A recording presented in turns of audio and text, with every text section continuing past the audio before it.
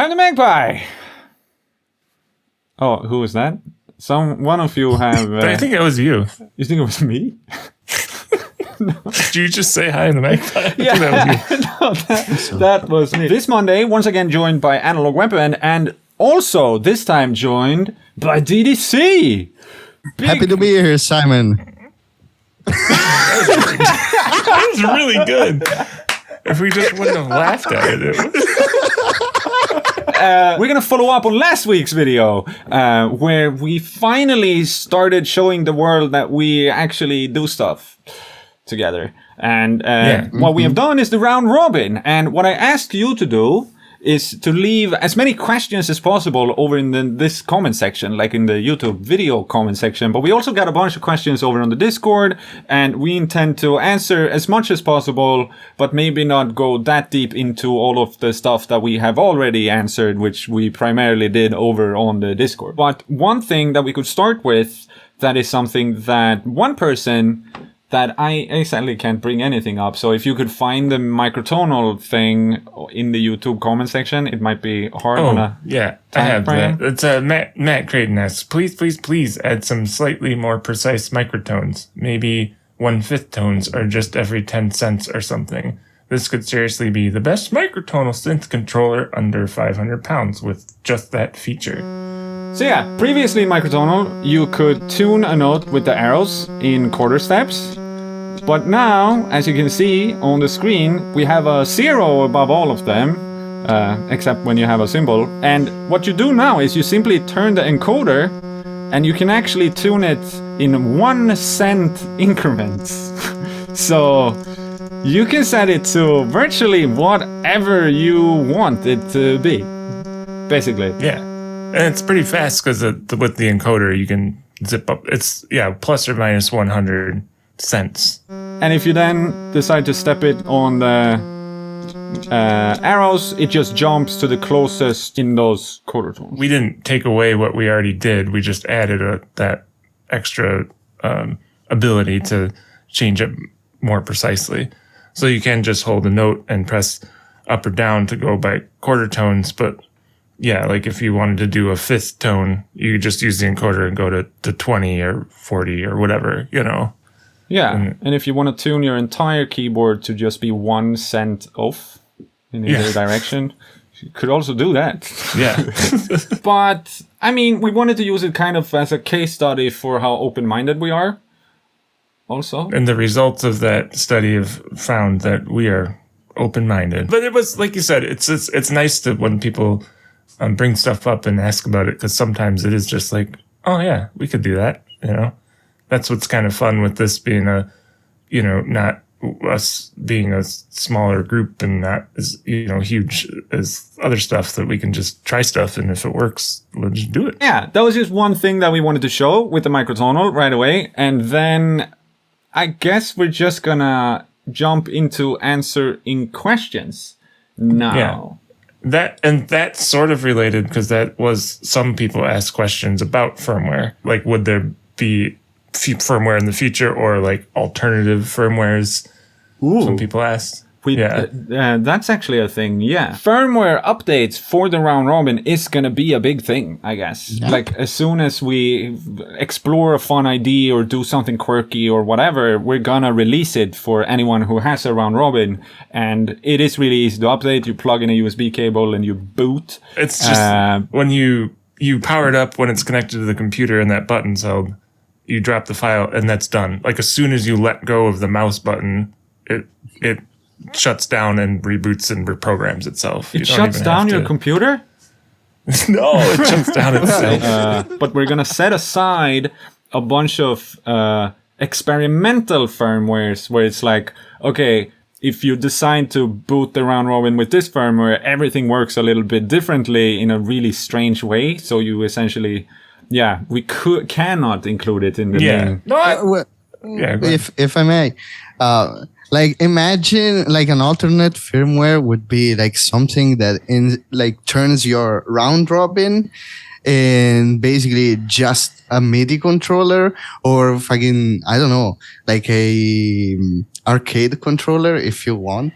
Yeah. Like, that that would be extreme cases. Extreme cases. But that's only my brain works in extreme cases. Yeah. And a lot of that stuff maybe would make it into the main firmware, but just stuff like that where it's like something to experiment with, Essentially, we'll know it when we get there. Yeah, exactly. It's hard to speculate in what is too extreme or too experimental, but back to questions. There's been some questions about this might be patch storage. Do you want me to elaborate a little bit?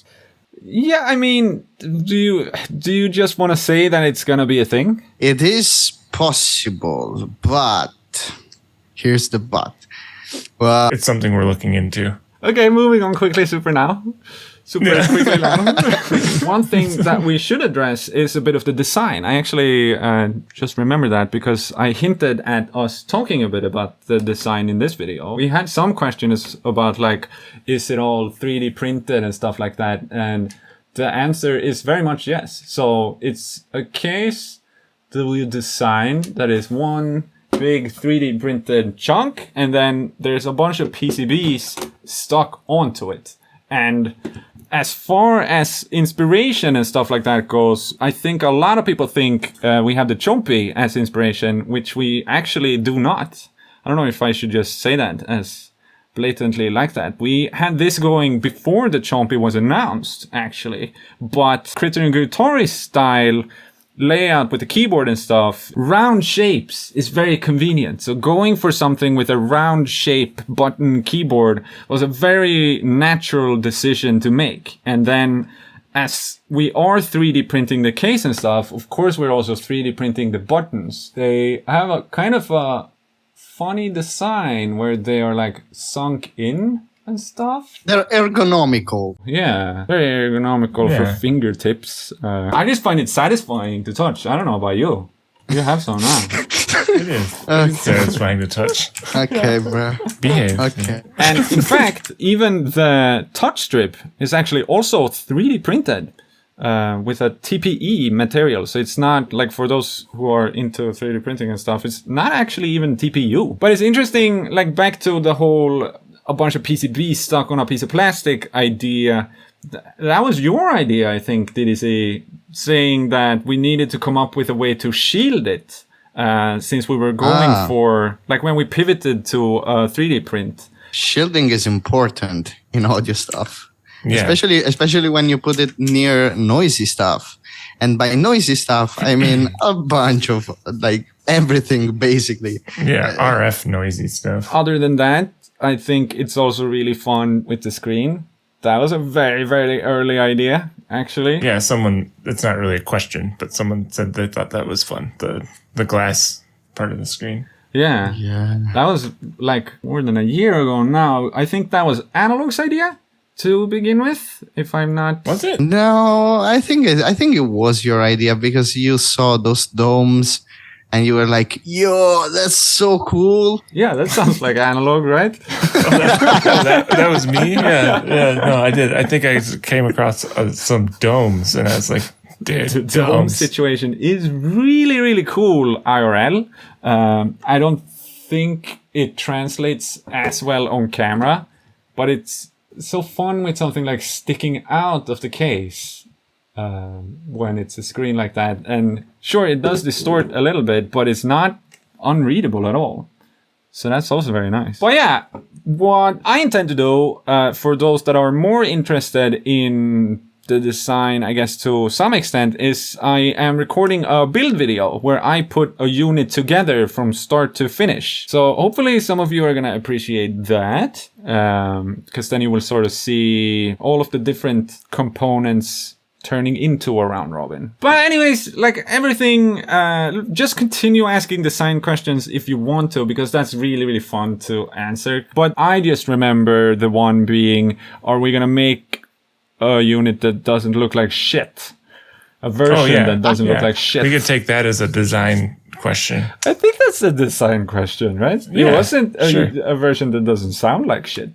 And the answer is just yes. Like I told you before also, that honestly, the answer is just yes. DDC have had a lot of plans on making potentially in the future like super duper limited runs where you would build one out of, I don't even know, plexi you were talking about.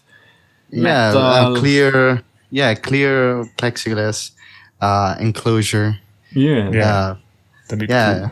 Because I hate myself. What I want to say is that you could essentially take the round robin, like we could take the round robin as it is now and replace any given potentiometer with another type of variable resistor or something like that, and create something that is more in the style of an art piece rather than a piece of equipment or gear like it is now. Yeah. I don't want to go too much into stuff like that, but I guess a little bit of a fuck you to the person also. Just sprinkle on top. And also, hey. I didn't show, I think I did like a community post, but I mean, as far as the design decision goes, this is one of the best ones I've had. Oh yeah, the rainbow. No, not the rainbow, but that's also pretty fucking cool. But the wood grain sides, you know? He did such a good job. Yeah. Yeah. People have said it was cool. Yeah. Thank you. Yeah, that kind of was someone asked why can't it be pink instead of black. So that factors into that category. Basically a chompy question, I would assume as well. And I don't wanna say too much about that, but we are probably never gonna have as many color options available at the same time as we have now, and especially not in a considerable volume or whatever. Like as soon as these first pre-orders are over, and we're gonna set a date for that right now, and it's over in a week from now. If someone is watching this far into the video, you have 1 more week. So sell your kidneys? I don't know. But, so after that, the magpiepedals.com shop is going to be back to normal with all of the other things that I make. That's slowly but surely going to disappear. But for round robin, it's only going to be units that are already built are going to be available. So if I feel like I want to make 5 units that have a black enclosure and a different color PCBs, those are the only ones that are going to be available in that configuration when that configuration is available. So there will be other colors, but not much. That mode is that's the normal mode for your shop. It's that's the way it usually is. Yeah. So it's back to normal. Yeah. And I probably should add that if people want the green one, they should order now because everyone's ordering just the green ones. Also the blue one. No, the green one's the most popular. No. The blue one is the best. I don't know. We can't keep enough green ones in stock. Let me tell you. People are just dying for these green round robin. Let me tell you. But essentially, it will follow you, dear viewer. It will follow, if people only end up buying a very default white edition, then I will primarily focus on making that available and only experiment with other wilder things together with that. We don't really have the resources to continue stocking all the different things, you know? Yeah. So we'll just see what happens in the future. There might be fire involved, conceptually. But for now, I think we're gonna, step away a bit from whatever that question was. Design. Yeah. Is it too close to that someone says there's a few where they want to see inside of it? So you will automatically kind of see inside of it when I make the build video. Oh yeah, they'll see then. Yeah, so you mentioned that. Yeah. Do you want to talk about it, the insides? As far as showing the inside, that's just going to be in the build video, talking about the insides and going into specific things. Yeah. I think we'll just leave that for the Discord instead because it's more fun to have an active conversation, I guess. Yeah, that's true. The type of person that would ask that type of question would actually know what to answer to whatever you say, and then you would so for the people who are curious about like the technical details, like the microcontroller and stuff, they should join the Discord, because we talk about that there. Can you say that again without DDC yawning? Yes. One is curious to hear more about waveforms. Are they editable/replaceable? And it sounds like you've set them different based on the instrument, if I'm understanding correctly. Yeah. Kinda, depending on. Like, we made an instrument that is specifically just a bunch of waveforms that are not great in the context of all the other waveforms that we have in there when you're doing like auto-scrolling and stuff like that, because they are closer to what you would maybe consider noise. They're a bit harsher. And to address the first thing, though, which is more interesting, I think, for people, if you can like add your own waveforms or edit waveforms, I think just yes is a good answer for it, like for the future, and we can go into more details in regards to it later. Yeah, there is some plans on making it so that people could, in theory, put their own waveforms or edit the already existing one that we have loaded. But as of right now, no. Yeah, it doesn't do that in the currently. future. Yeah. In the future, we'll notice, like, I think we can say confidently that, yes, you will be able to do it, but the question is how wild and crazy and cool we're going to implement your ability to do it, basically. Yeah. But yeah, we want to explore the ways to do that, and there are a lot of different approaches you could take, so we want to figure that out. Yeah. Yep. Moving on. Here I see a huge MIDI in. What about MIDI out? Oh yeah. Why do we only have a big MIDI in, but not a 5-pin MIDI out? Only USB for MIDI out. Well, when we shh. I'm not asking you, did you see? I didn't say shit. But so in the early days of the round robin, we thought that you, as a potential future customer back then, when we were designing the round robin, would never ever want to consider having the round robin as one of your MIDI controllers, when you probably have real keys on your keyboard. Yeah, like nice big keys and aftertouch and all that stuff you get with like if you have an expensive MIDI controller. Yeah. Hardware wise. Yeah. So we figured having a MIDI in on a 5-pin is just really nice when syncing to other clock sources and stuff like that. Like if you want to sync the round robin to a drum machine, or if you want to play another keyboard, like play the round robin and all the fun things you can do with the sounds of the round robin with a better, bigger, stronger, faster technology. I don't know if that's that song, but you know what I mean. Keyboard. It was mainly, I thought, what you just said. Like, why would someone probably wouldn't prioritize using this as a MIDI controller physically? Yeah, and then to that point, the really cool things that we have done with the Arpegiator, that is pretty recent in as far as the development of the round robin. Like originally that was not ever in the scope. So everything was very much already in this state, physically speaking, when we started, just coming up with more and more ideas for the Arpegiator that just added to it and made it so glorious, so that of course you would want to do MIDI with that. MIDI out will be available on the USB port. Yeah. So that's something that Simon didn't say explicitly. Yeah. MIDI out will be available on the USB port. Yeah. And as well as MIDI in, of course. Yeah. Yeah. It's still MIDI in too. Oh, and maybe it makes DC feel better. He told us. He told us. Yeah. Yeah. You did. He said back then, way in the beginning, we were like, no MIDI out. And you were kind of like, are you sure? Yeah. I'm going to switch to a less hot setup. Yeah.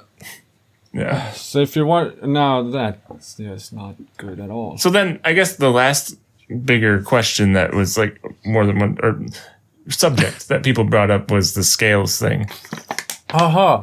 Okay.